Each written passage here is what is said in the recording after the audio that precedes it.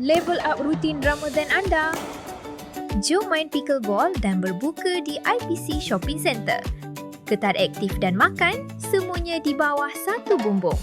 Ia sejuk, selesa, kalis cuaca sepenuhnya dan mempunyai parking yang luas. Sama ada anda seorang profesional atau baru bermula, pickleball ialah cara terbaik untuk membakar tenaga sebelum berbuka puasa.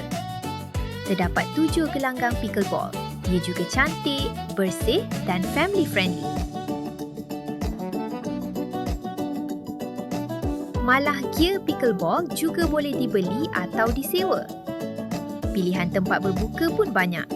Dari masakan Melayu ke cita rasa global. Jepun, Korea, Thai, Sweden, semua ada. Taste of Medan adalah antara kedai yang wajib dicuba. Ia menawarkan sajian asli Indonesia. Lengkapkan iftar anda dengan dessert lau-lau. Ganjaran terbaik selepas bersukan. IPC Shopping Centre ni memang mempunyai makanan yang mantap. Vibes pun baik. Bersukan dan berbuka puasa di sini pun senang dan selesa. Jumpa di sana.